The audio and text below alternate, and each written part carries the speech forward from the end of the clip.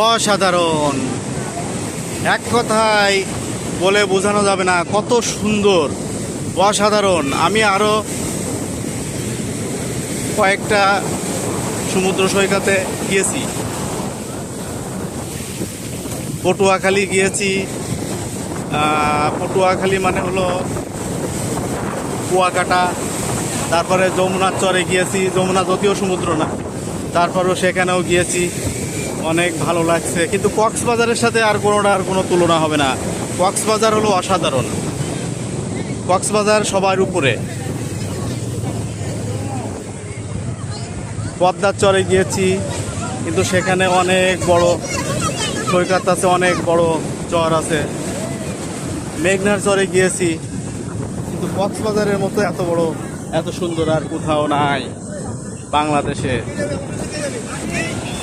এটাই হলো একমাত্র বাংলাদেশের সমুদ্র সৈকত, যেখানে পৃথিবীর বিভিন্ন দেশ থেকে পর্যটকরা এখানে এসে এখানে ঘুরে বেড়ায়, বিনোদন নেয়।